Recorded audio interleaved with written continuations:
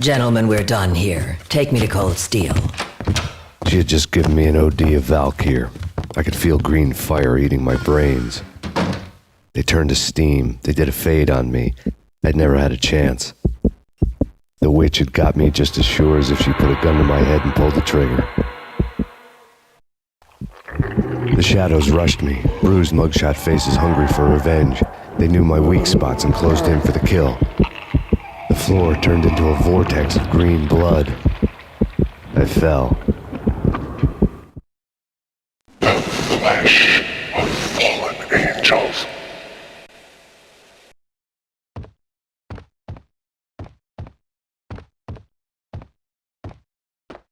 Who's there? Max? Max, is that you? Max? Where are you, Max? Please.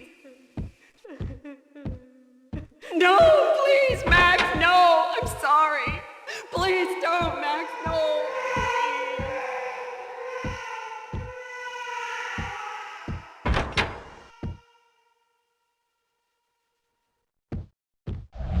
Max? Where are you, Max? Please. The letter was staring at me. There was something disturbingly familiar about the letter before me. The handwriting was all pretty curves. You're in a graphic novel. The truth split my skull open, a glaring green light washing the lies away. All of my past was just fragmented still shots, words hanging in the air like balloons. I was in a graphic novel. Funny as hell. It was the most horrible thing I could think of. Bartender is shiny stuff and dreams are made of stooped necromancers. He sings like a banana wrist, having strayed too close to the constellations on their shaved skulls. There was a bad line in a prank call. Someone spouting insane babble. I couldn't make sense of it. But I had an overwhelming sense of déjà vu, and the caller's voice sounded oddly familiar.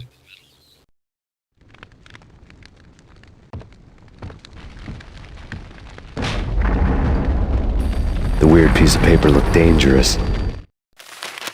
There was something disturbingly familiar about the letter before me. The handwriting was all pretty curves. You're in a computer game, Max. The truth was a burning green crack through my brain, weapon statistics hanging in the air, glimpsed out of the corner of my eye, endless repetition of the act of shooting, time slowing down to show off my moves, the paranoid feel of someone controlling my every step. I was in a computer game. Funny as hell, it was the most horrible thing I could think of. Don't lose it. It's Valkyr. The drug. Snap out of it. Try to remember. It was a bad line in a prank call. Someone spouting insane babble. I couldn't make sense of it. But I had an overwhelming sense of déjà vu, and the caller's voice sounded oddly familiar.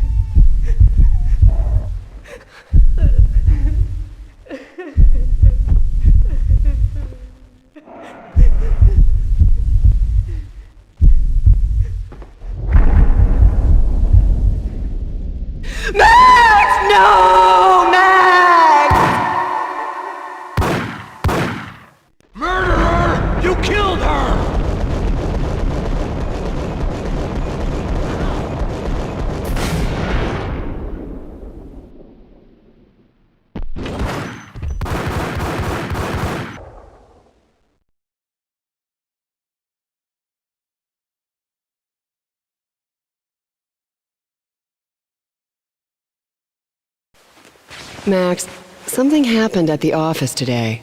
A strange memo. Something about Vikings. Honey, I gotta run. You can tell me all about it this evening. Have a nice day, darling. The bullet holes were rubies on her chest, blood glowing on her ivory skin. She was so beautiful. The killer was smiling. The flesh of fallen angels.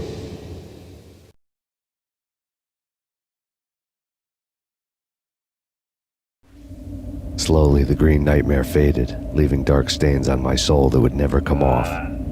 I felt like flatlining. I was all shook up. I woke up in a cold sweat, sick and tired to the bone, lying in a puddle of my own puke.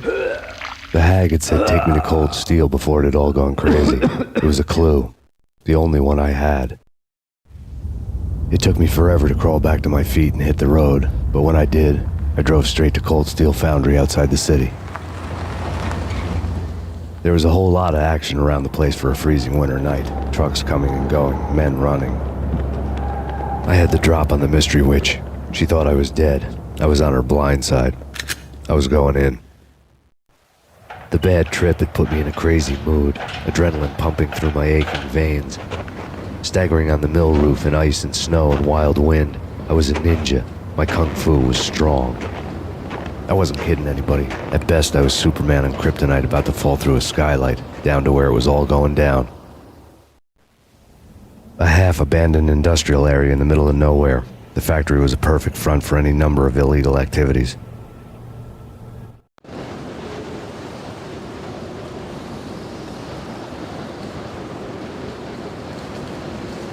In the belly of the plant, molten metal boiled and bubbled like a witch's brew.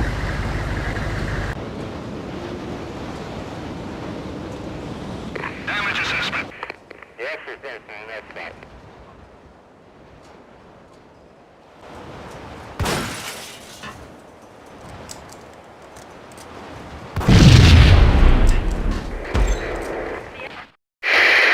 Life-threatening weather conditions. A record-breaking killer storm. In the city's history, vehicles stuck in snow. Heavy snowfall. Forecast shows severe weather is expected to continue. Out in the night, snow fell like confetti over the Devil's Parade. The storm was anything but over.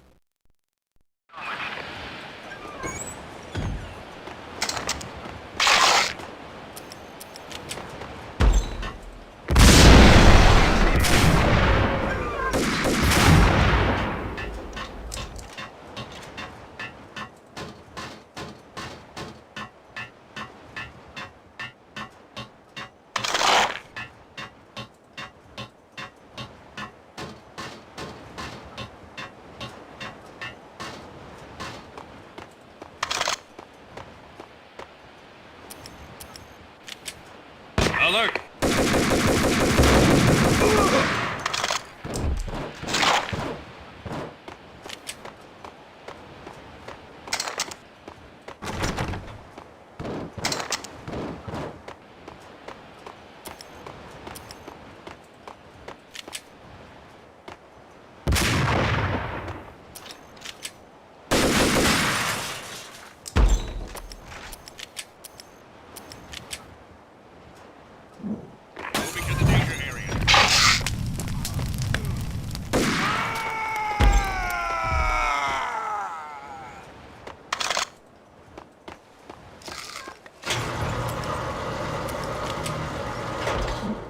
In pursuit of the enemy.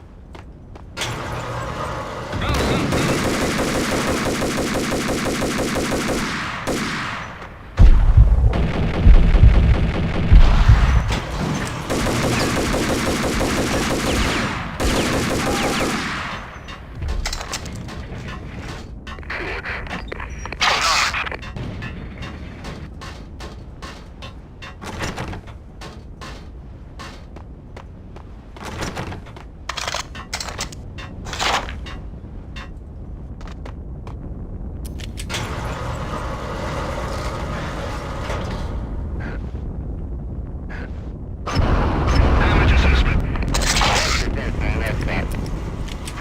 Search and destroy.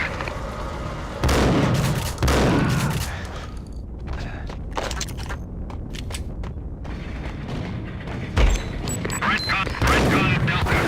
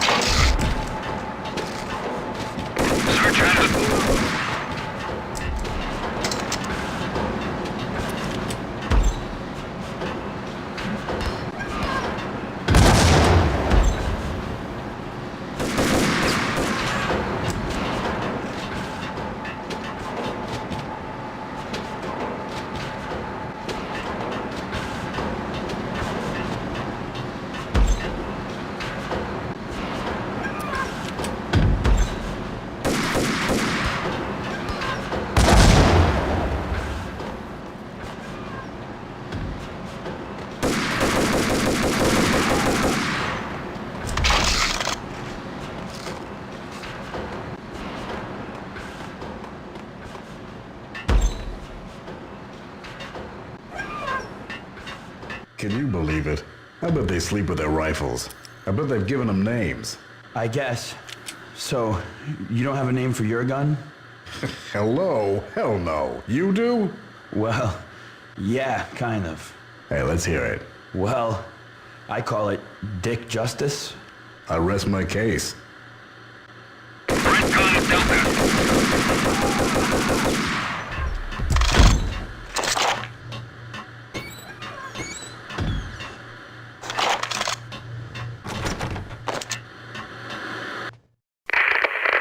Perimeter breached. The facility has been compromised. Repeat, the Deep Six has been compromised. Initiate Operation Deadeye. The walkie-talkie military lingo could mean only one thing. They were getting ready to destroy the evidence and vanish into the night. I was so close. The hidden truths were just around the corner.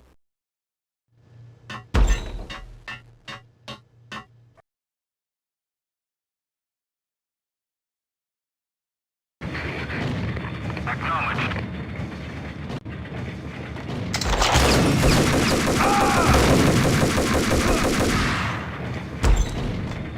The folder on the table told a grim tale.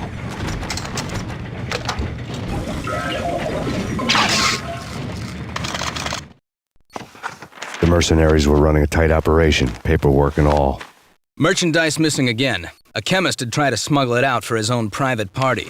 Locked him up in cell B7 in D6's old test facility to wait for proper processing. I was close enough to hear the secrets, just beyond the next doorway.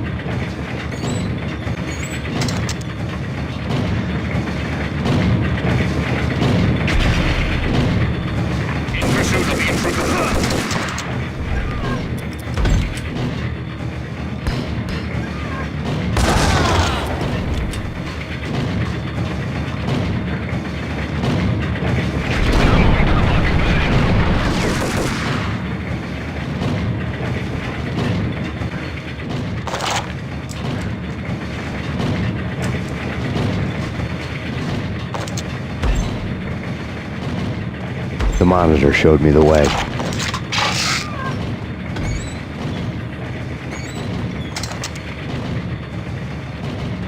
Processing diagrams filled the control room screens, all but one. An elevator titled D6 on one of the screens, somewhere onwards, past rows of ovens, in the core of the plant.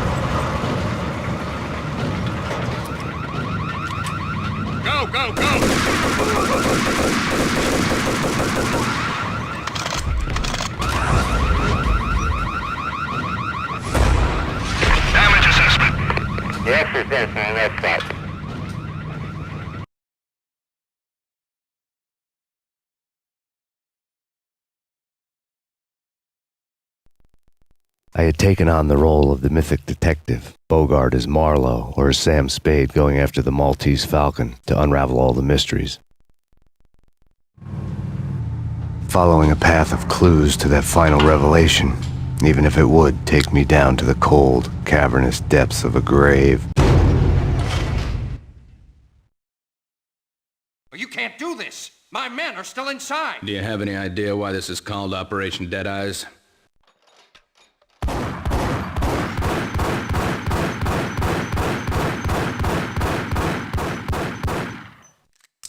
I think he's dead already. Let's do it.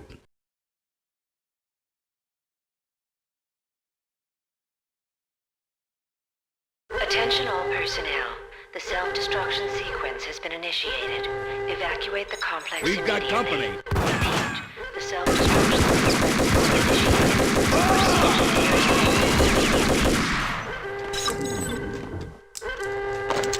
I had seen the logo on the floor before. There was an old army bunker under the steel mill. I knew the military plaque on the floor. I had seen 1,000 variations of the insignia on crumbling brick walls everywhere in the city. The sword replaced by a syringe. Project Valhalla, V for Valkyr, V for Valhalla. All of a sudden it read like a crackpot conspiracy theory.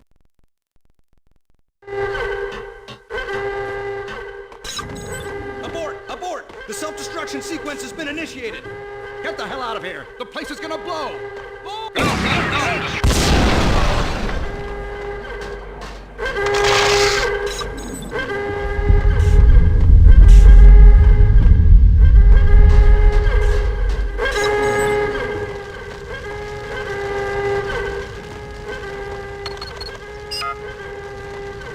Like everything else in the Valkyr case, the door code was a mystery to me. The chemist had been using the workstation when he died. The half-life of the lab rat had ended online, his password blinking on the screen. 665, the neighbor of the beast. Decontamination in progress. Decontamination completed.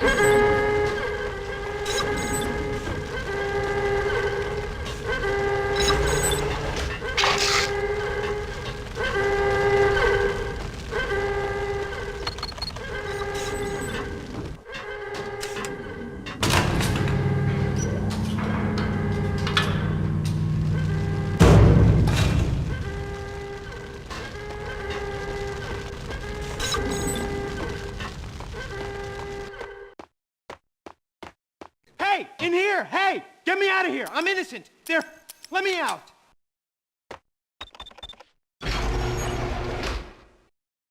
Thanks! I thought I was gonna die in there for sure. I need you to get me through the decontamination chamber airlock. The self-destruction sequence No has way, been the place is initiated. blowing up for Proceed Christ's to the nearest Either exit that or back to immediately. the cell. Your choice. Okay, I'll do it. I'll do it.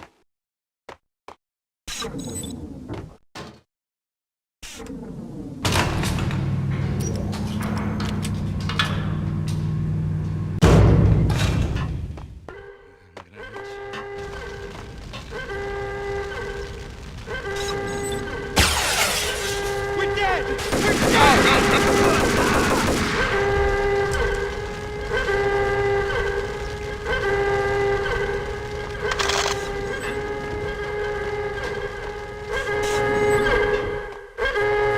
Get in! I'll punch you through! After this, you can go. You're a free man. Decontamination in You did a bad thing. progress. Bad. Decontamination.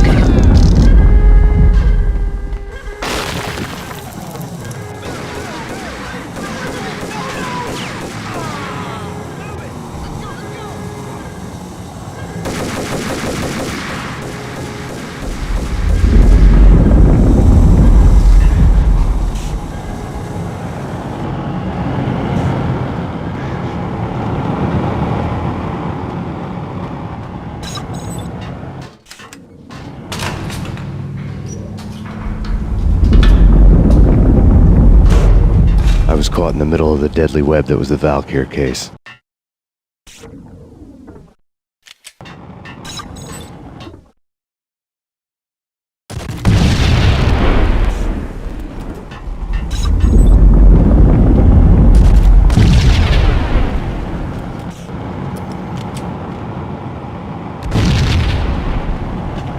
One of the lab terminals had the project logo on the screen. Top secret. Project Valhalla. U.S. Army. Yggdrasil Network. Valhalla, the otherworldly place in Norse mythology where the bravest heroes spent their afterlife feasting and fighting forever, their wounds miraculously healed night after night. Valkyr, the maidens who chose the most courageous Viking warriors and carried them to Valhalla. 1991. The research objective is to create a chemical substance to enhance the stamina and morale of infantry troops. 1995. Results unsatisfactory. Project cancelled. Someone had decided to continue the sick experiment unauthorized.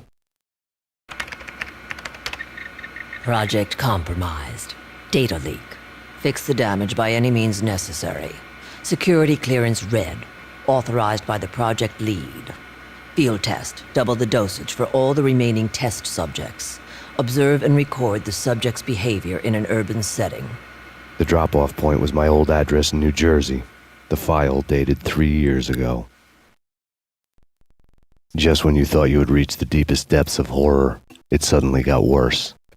How to turn off that small voice inside your head that started to whisper that you should be glad that now, if not before, your revenge was justifiable on any conceivable moral scale. That small voice proved, beyond any doubt, that I was damned. The dagger-heeled woman had come and gone a long time ago. There was nothing more for me here. The bunker's name was acting as a self-fulfilling prophecy.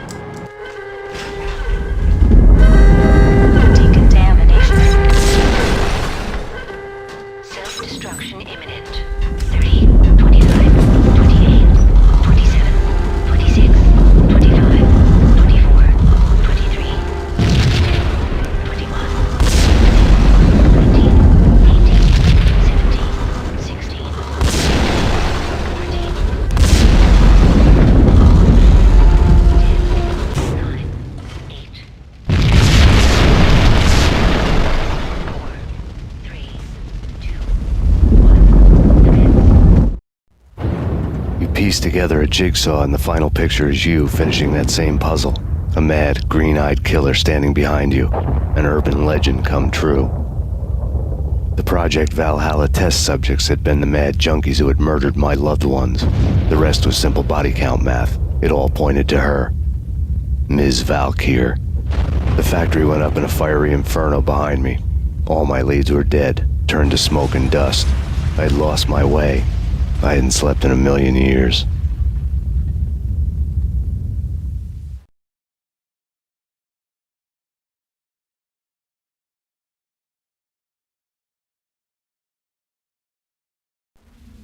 I felt thin as death. I've been living on an endless supply of week-old donuts. They were fuel for this crazy furnace inside my head. I couldn't remember when I had last seen the sun. I was on a permanent graveyard shift. When the darkness fell, New York City became something else, any old Sinatra song notwithstanding. Bad things happened in the night, on the streets of that other city, Noir York City. I was in an all-night diner, downing cup after cup of coffee that tasted like engine oil, when a new message from BB got me back on the killer track. What the hell happened at Roscoe Street? Maxie, I'm going out on a limb here. We need to talk this through, come up with a plan. 2:30 a.m., the Choir Communications Garage. The more I thought about Alex's murder and the frame-up, the more it felt like an inside job. I should have seen it coming. BB had sold me out, and now he wanted to finish what he'd started. The garage was dead. BB showed up in his tailor-made suit, gold watch, and cufflinks to match, all way beyond a cop's pay. Maxie. Oozing suave charm, he was guilty as hell. What the hell does BB stand for anyway? Backstabbing bastard? Come on, don't be like that. Have a cigar. I don't smoke. Maxie, you have no idea how big this is. It's huge. You have no idea. I think I do. You're a bribe-taking bent cop who sold out his partner. Those mobsters in the subway were a dead giveaway. Hard to miss. Bet it was exactly like this with Alex. Up close and personal. You can't win this one, Max. No, but I can make damn sure none of you do either. BB turned out to be another cardboard cutout bad guy.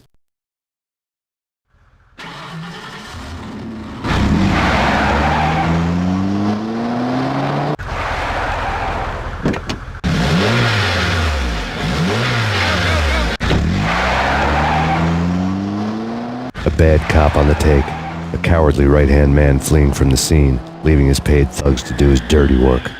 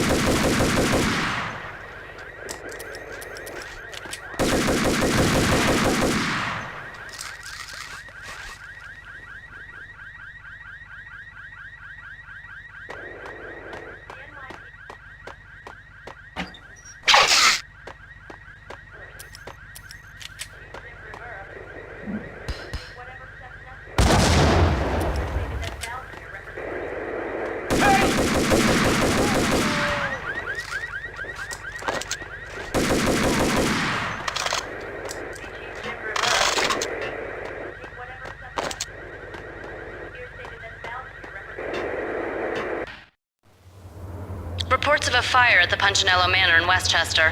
The manor is the home of Angelo Punchinello, the alleged head of the Punchinello crime family. The police are now saying, contrary to their earlier statements, that Max Payne is still alive and at large. He continues his vendetta against the Mafia, of which this last act of arson is attributed to. I had no recollection of setting any fires, but I did remember the flames.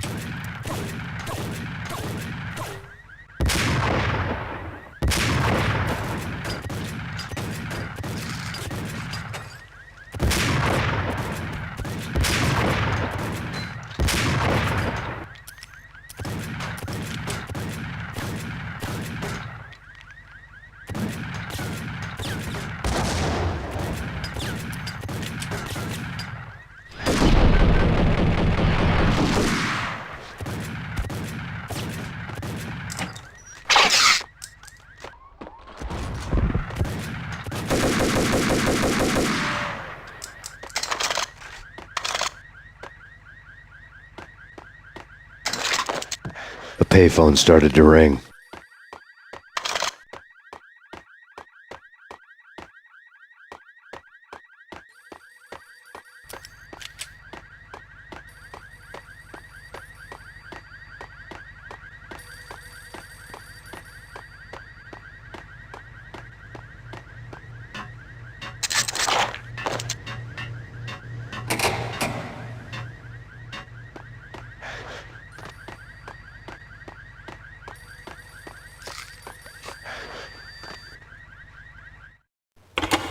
Yeah. Max Payne? Whatever does it for you. This is Alfred Woden. I can give you the name of your enemy. Come to the Asgard building presently. We are expecting you.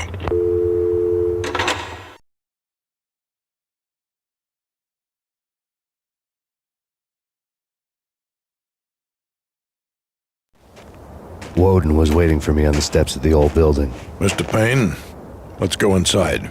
The others are anxious to begin. The others? Despite the general misconception, this building actually predates the City Hall by 2 years, thus being the oldest municipal building still in use here at the foot of the Brooklyn Bridge. No kidding. The old man played tour guide as he led me through a dark, domed hall. The answers I was after loomed large ahead. Mr. Payne, I would like to introduce you to my colleagues in what we call the Inner Circle.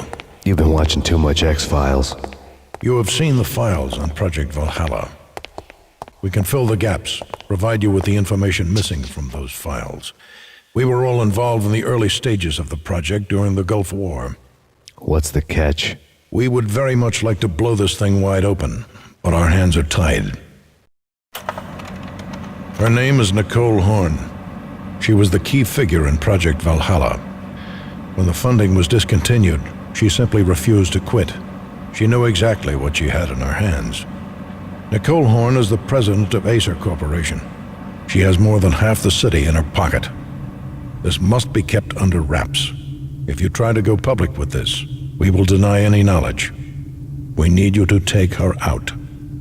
Afterwards, we can protect you, make all the charges go away. That was the cue for the killer suits to kick in the doors and swarm inside.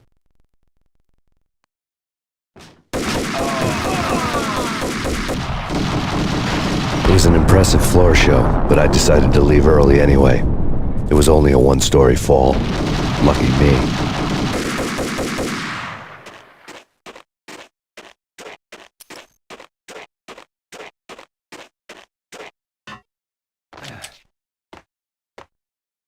Acknowledged.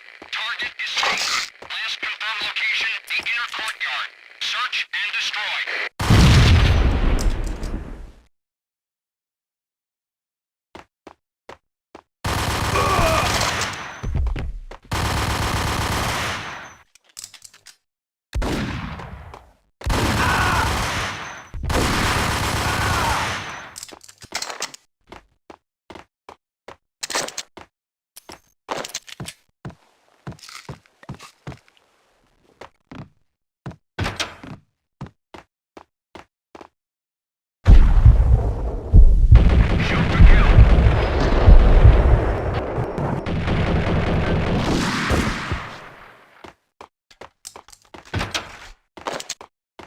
One of the monitors showed what was left of the inner circle.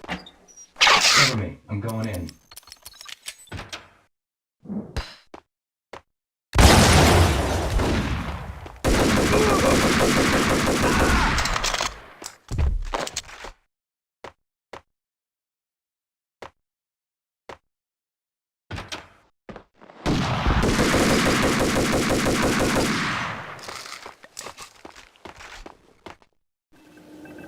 On screen, the so-called corpse of Alfred Woden stood up, miraculously waking from his dirt nap, looking smug among his dead pals. In the land of the blind, the one-eyed man is king. I didn't know how he'd pulled it off, but it was a pretty slick way to get out of all his promises. Most of what he had said fit too well to be a load of crap.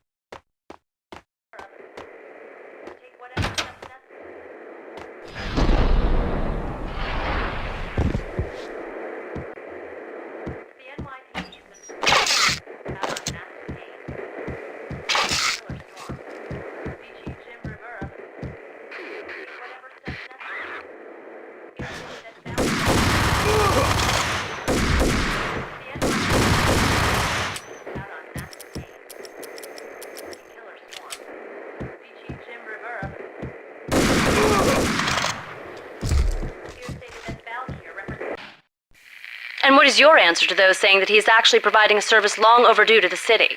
This crusade nonsense has gone too far. He's out of control. It must stop. He will be stopped. That was Deputy Chief Jim Rivera from the New York City Police Department.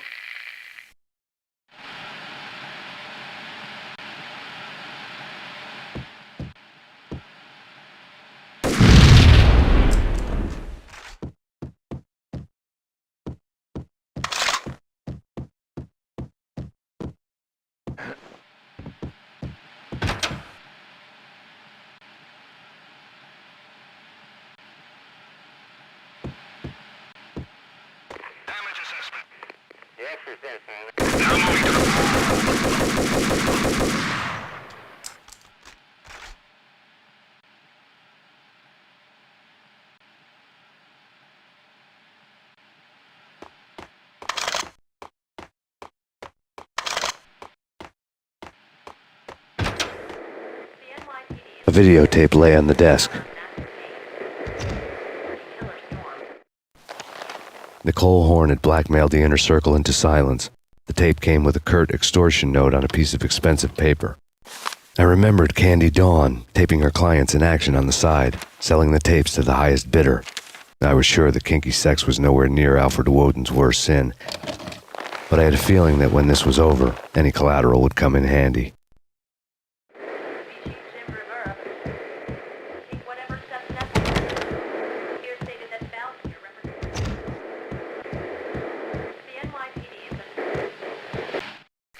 Nothing seems to stop Acer Corporation's phenomenal victory march.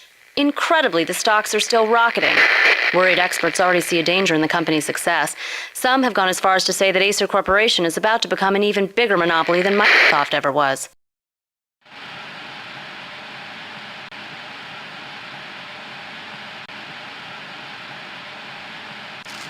Woden had left me a present. Woden had taken care of my mission preps with military precision. The critical areas in the Acer Corporation headquarters blueprints were circled in red. The president's office was at the top of the building, right below her penthouse suite. The elevators were controlled by a security computer, part of the mainframe located underground below the building. The high-rise was sealed as tight as a sci-fi fortress.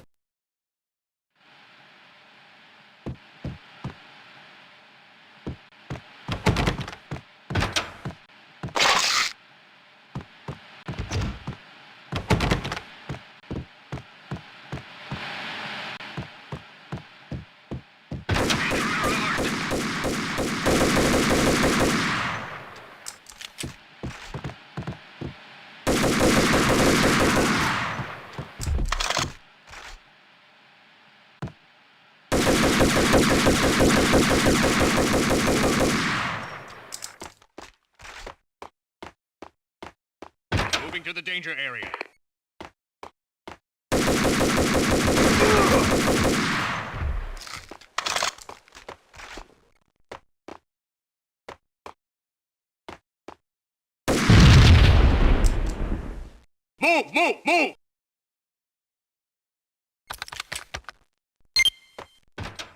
Engaging hostile.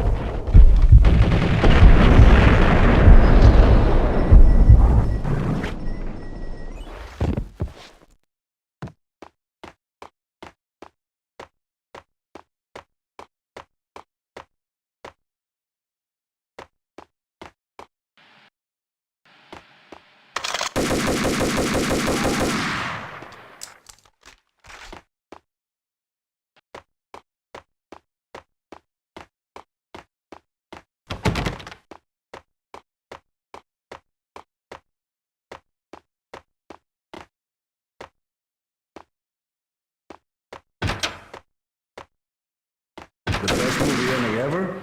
Gotta be Butch Cassidy and the Sundance Kid. A hero's... What the hell?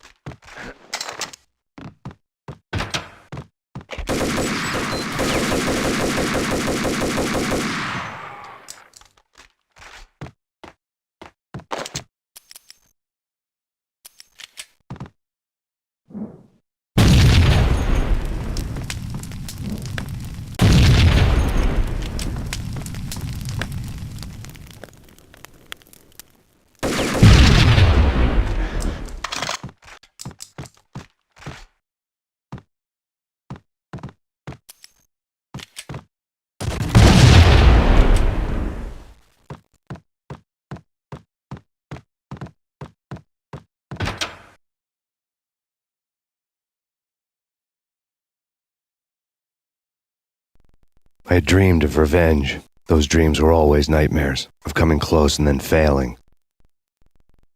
Now I was close. I had a name to guide me, Nicole Horn. I had nothing to lose.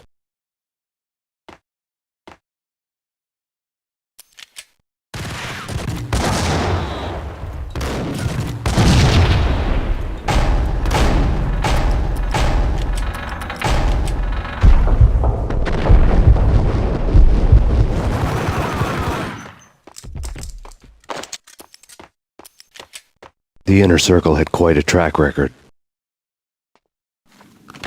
Project Valhalla had not been the only thing the Inner Circle had been involved in.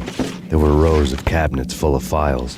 The Serpentine Secret Society went back a long way, always pulling strings from the shadows. I couldn't say I was sorry. Woden's move in some Byzantine power game had cut the Circle's membership roster to 1. The old man wanted me on cleanup duty. It was my mess, too.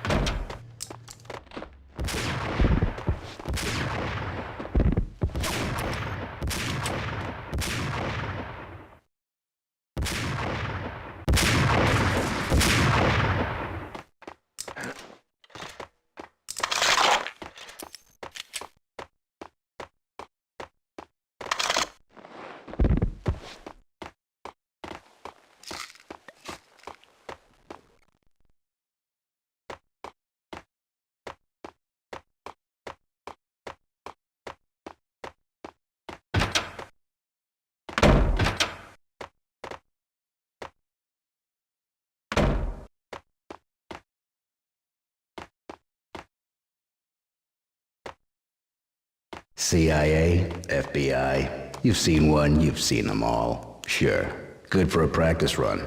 But this, working for her, oh, this is the real thing. The money's astronomical. And best of all, you get to kill any scumbag who gets in your way. License to kill. Like James Bond. Located.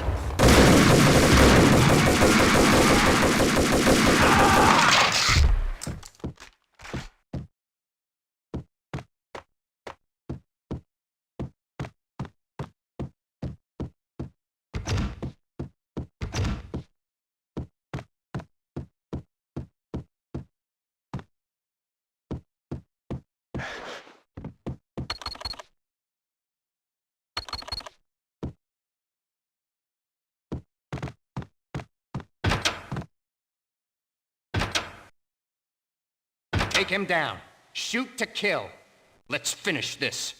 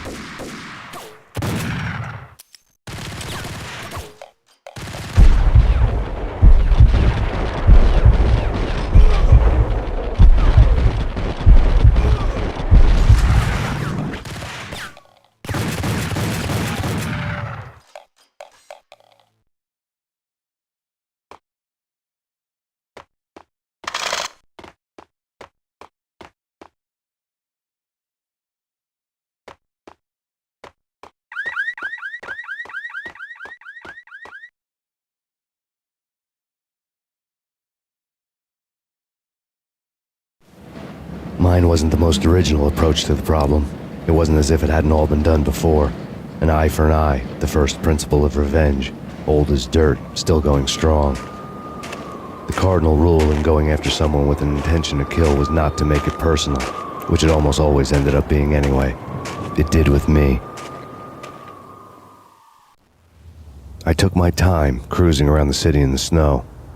There was no hurry. I knew what I had to do now. I took my time, thinking about it, building up the rage. When I was ready, I parked the stolen wheels at the front entrance of the Acer Corporation headquarters. Got out, got in, got cracking. I had a bullet with Nicole Horn's name on it. I had 10,000 bullets with the hag's name on them. She had ultra-high-tech security systems, enough mercenaries and weaponry to start World War III. There was no fear. New York disappeared behind a veil of snow. I had crossed the threshold. This was her domain, sleek and sexy and soulless, all glass and steel. A place of color-coded security keycards, metal detectors, and surveillance systems.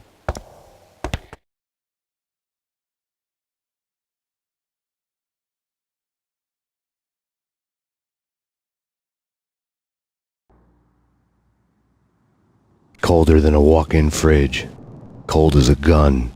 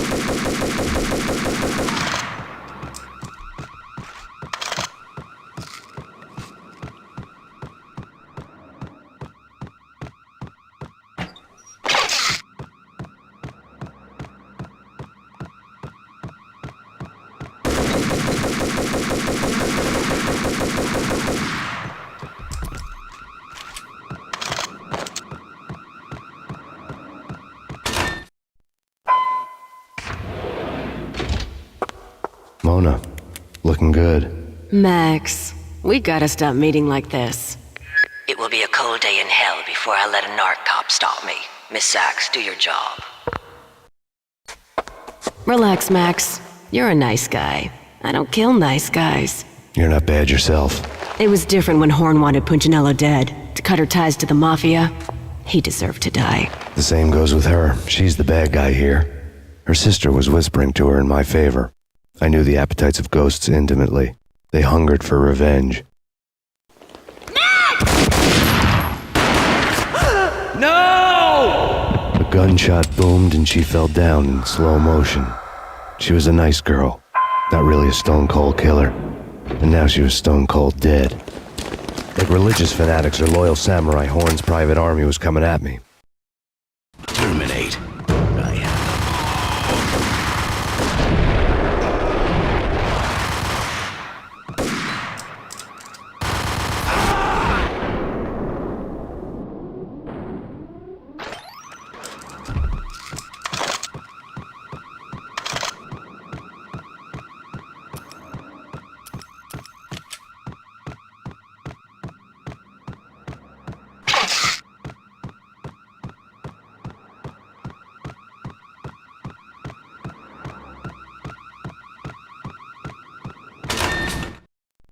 When the elevator came back down, Mona was gone. There was a lot of blood, but no body.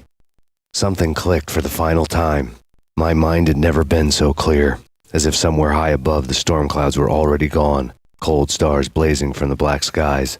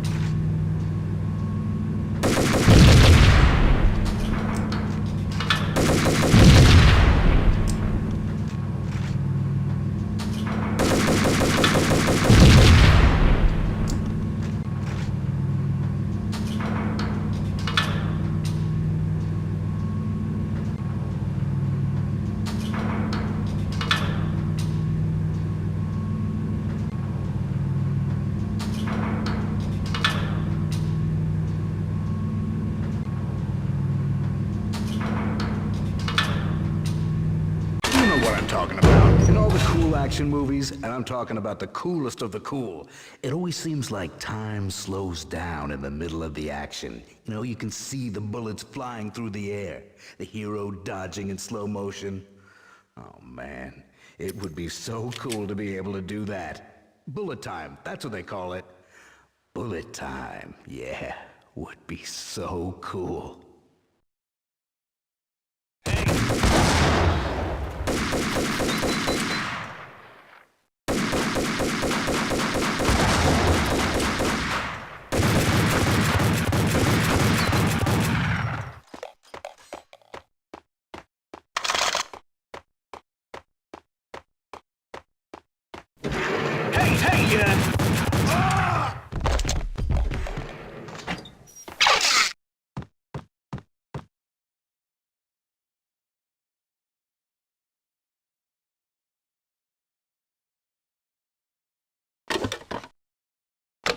I had elevator access to the mainframe. From there I'd be able to override the security locks and get to her office.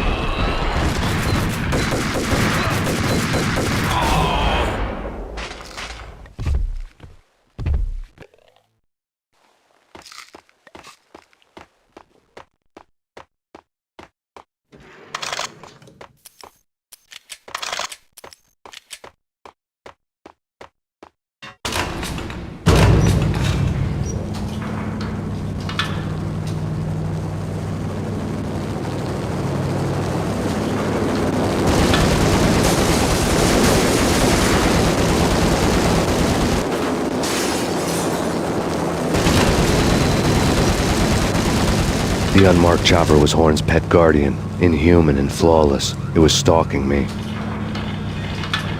I'm stereotyped. I'm not a cold-blooded killer. I'm a nice guy. I love my wife. I have 2 boys I'm very proud of. You just have to make the ends meet. And if that means I have to shoot someone now and then, hey, it's just my job from 9 to 5. Well, not quite from 9 to 5, but I hear you.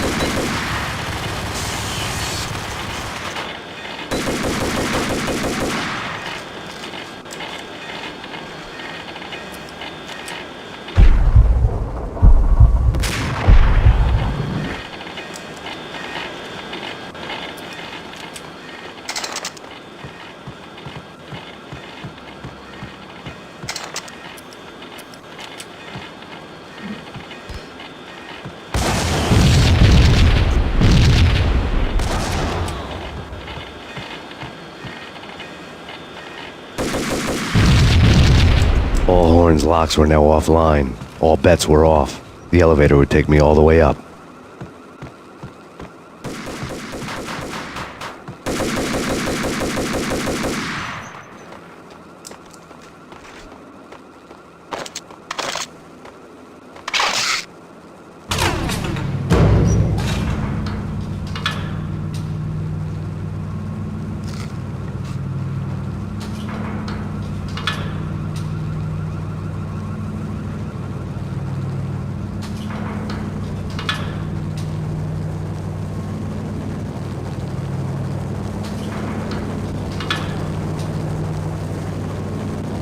Seen from this height, the night seemed to stretch on to eternity. A hint of desperation had crept into the snowstorm, as if it was trying to get it all out before the end.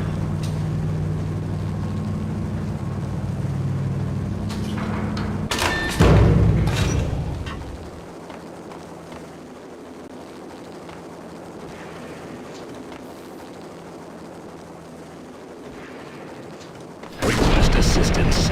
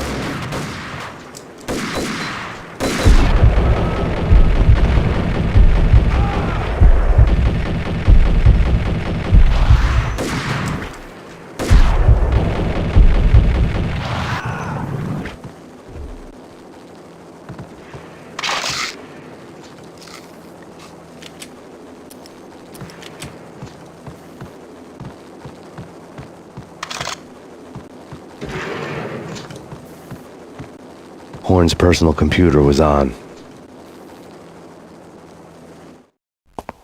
Next to the printer was a neat stack of expensive paper. Hacking through Horn's computer would have unearthed files of criminal plans, strategies for world domination, spy helicopter reports, illegal wiretap recordings, internet porno, all of the above. Take your pick. I really didn't care anymore. I had seen too much of it already.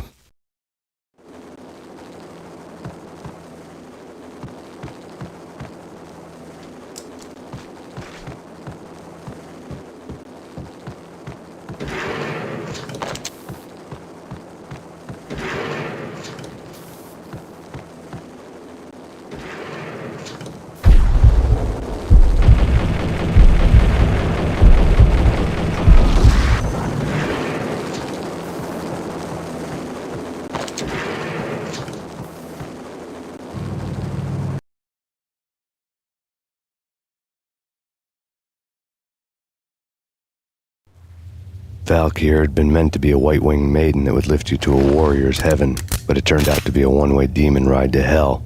The devil was in the drug. I knew. I had met him.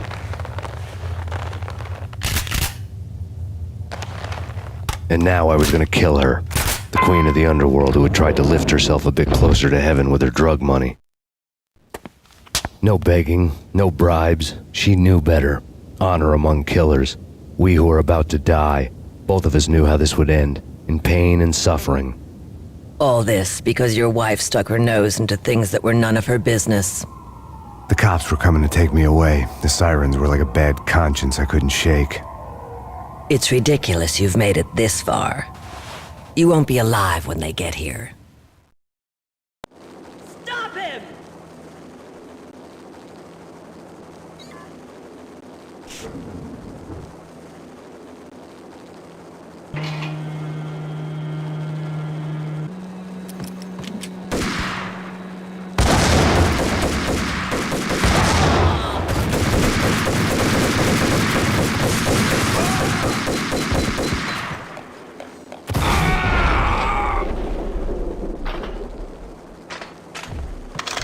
The elevator lobby. Get us back up now.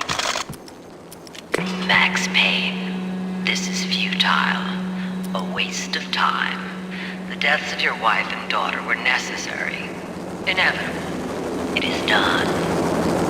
You cannot bring them back. Nothing you do will make it any better.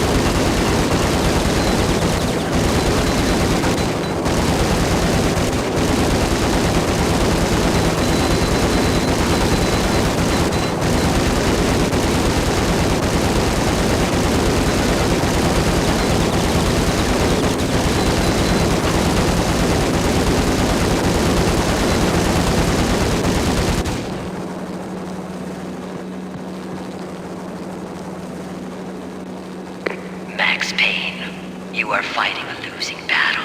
You cannot survive this. You will die. Stop fighting. Make it easy for yourself. Accept your fate. You will die here.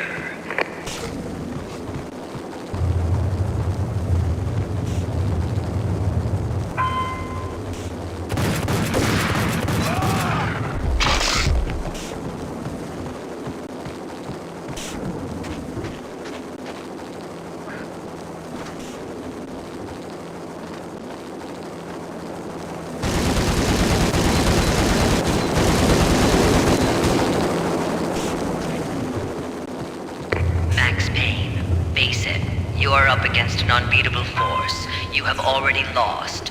You have lost. Only death will set you free from your pain. Accept it. Surrender. Give up. In the North Lounge. Send us assistance.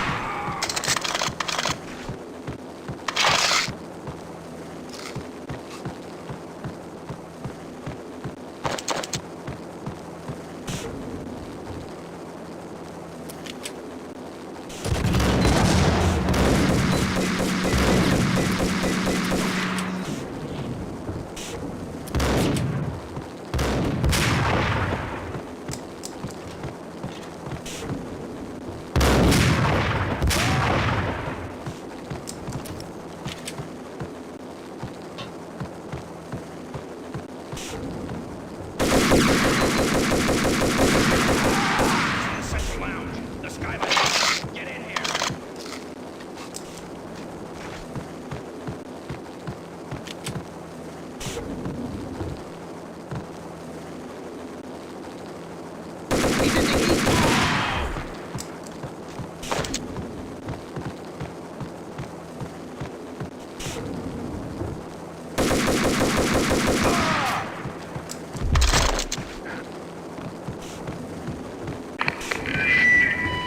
do you mean he's unstoppable? You are superior to him in every way that counts. You are better trained, better equipped. You outnumber him at least 20 to 1. Your job.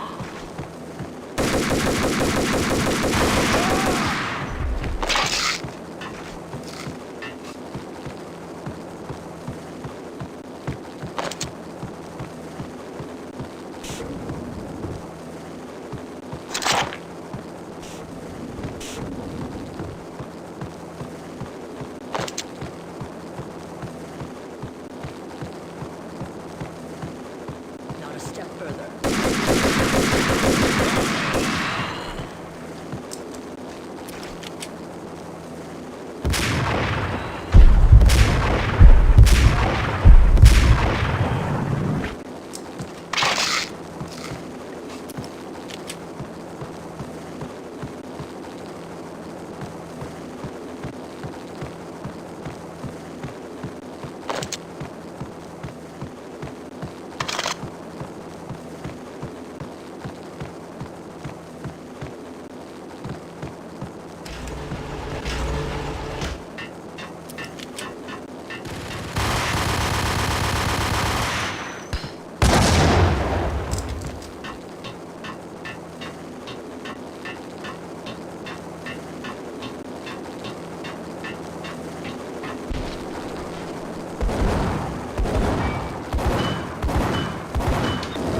Roger that.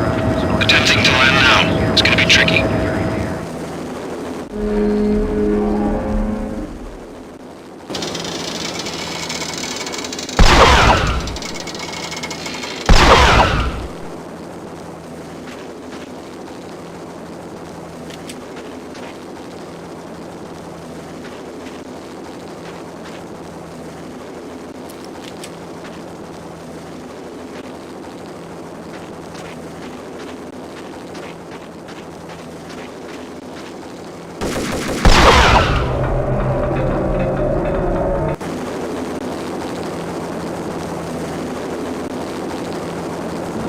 She's on board. We're out of here as soon as the wind dies down. Don't like the look of that mast.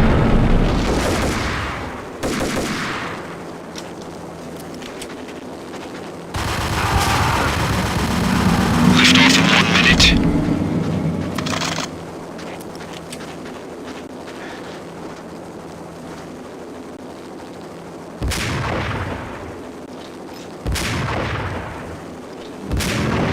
Lift off in 45 seconds.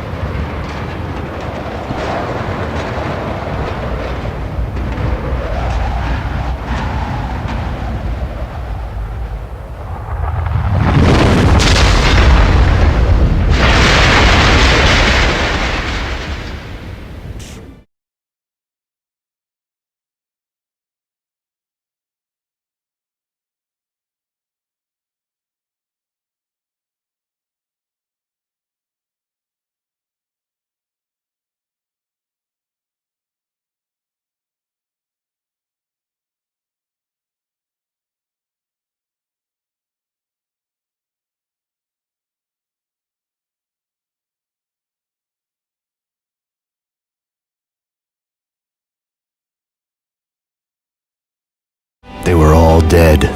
The final gunshot was an exclamation mark to everything that had led to this point. I released my finger from the trigger. And then it was all over.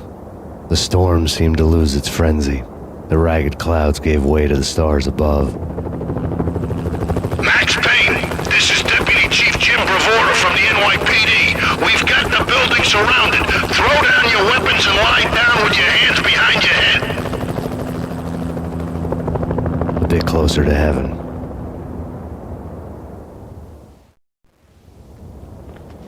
The cops' voices were distant and muted. Freeze! NYPD! Hold it right there! My ghosts released me from their haunting. Down below, New York City glittered like diamonds on black velvet. You gave us one hell of a ride. Take him down to Central Booking. You heard the man. Woden was there in the crowd, standing by the sidelines. It wouldn't be over till the man with the patch would say so. He'd say the right words. I knew he would. He'd better. Woden grinned smugly. It was the grin of a winner. That made two of us.